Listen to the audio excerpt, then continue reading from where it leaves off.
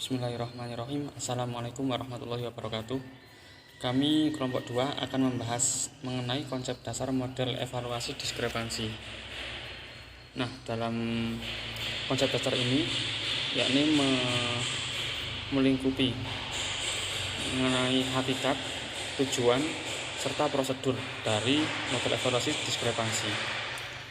Namun sebelum menjelaskan mengenai materi, perlu diketahui bahwa anggota dari kelompok kami yang pertama ada Ahmad Iqbal Afandi atau saya sendiri, kemudian ada Esti Aulia Putri, lalu ada Lu'lu'ul Mukarromah, Rizky Nur Safitri, serta Yolanda Pratiwi. Selanjutnya yakni akan dilanjutkan mengenai hakikat model evaluasi diskrepansi. Assalamualaikum warahmatullahi wabarakatuh.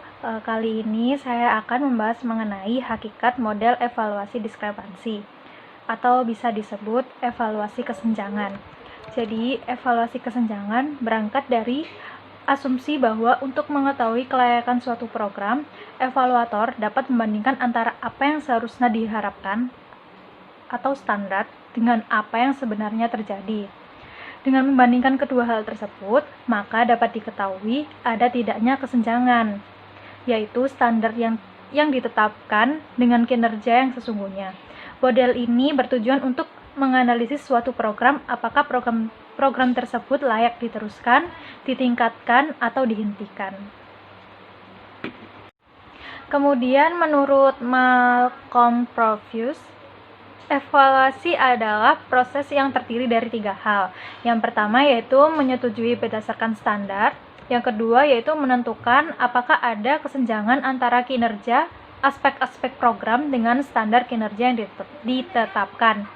Kemudian yang ketiga yaitu menggunakan informasi tentang kesenjangan-kesenjangan yang ditemukan sebagai bahan untuk meningkatkan, mengelola, atau bahkan mengakhiri program atau salah satu aspek dari program tersebut.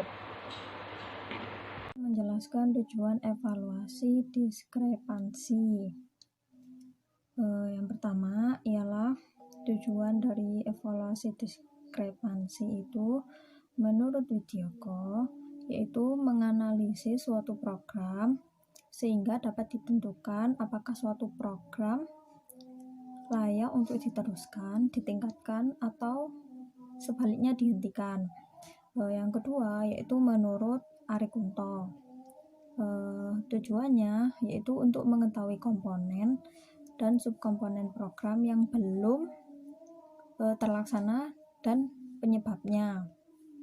Yang ketiga yaitu menurut Malcolm Profius, tujuan dari evaluasi diskrepansi itu yaitu menetapkan apakah evaluasi akan memperbaiki, memelihara, atau menghentikan program yang dilaksanakan. Dengan kata lain, kurikulum model Profius ini ditekankan pada mencari dan menemukan diskrepansi antara standar untuk kerja tingkah laku dan standar tujuan yang telah diterapkan.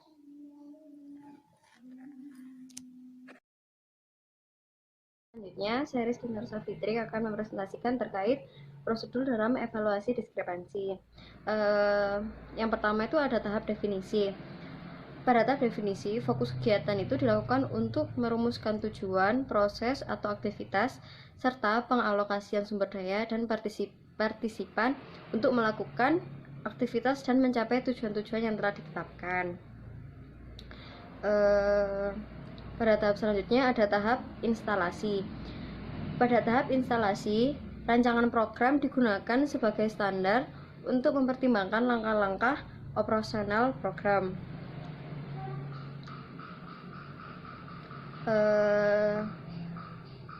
Seorang evaluator perlu mengembangkan seperangkat tes kongruensi untuk mengidentifikasi tiap kesenjangan antara instalasi program atau aktivitas yang diharapkan dan yang aktual atau kenyataannya.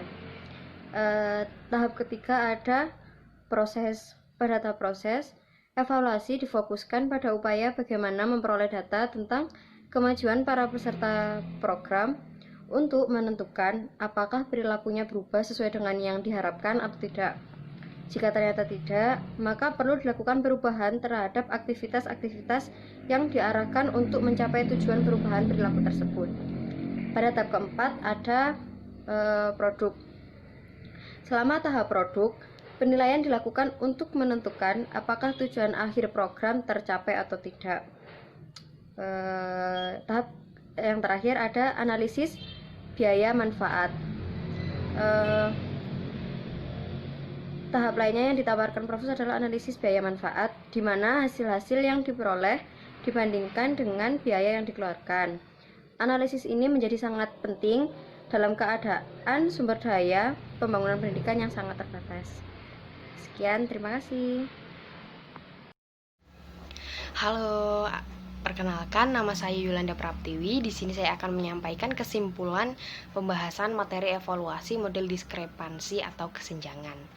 Jadi, evaluasi model diskrepansi ini dikembangkan oleh Malcolm Profus tahun 1971, memiliki tujuan untuk menganalisis suatu program sehingga dapat ditentukan apakah program tersebut layak untuk diteruskan, ditingkatkan, atau bahkan sebaliknya untuk dihentikan. Untuk mementingkan terdefinisinya standar, performance atau performa, dan diskrepansinya secara rinci dan terukur. Pendekatan ini memiliki beberapa prosedur yang meliputi definisi, instalasi, proses, produk, dan analisis biaya manfaat yang telah dijelaskan oleh rekan saya sebelumnya. Sekian presentasi dari kelompok 2. Mohon maaf jika ada salah kata. Wassalamualaikum warahmatullahi wabarakatuh.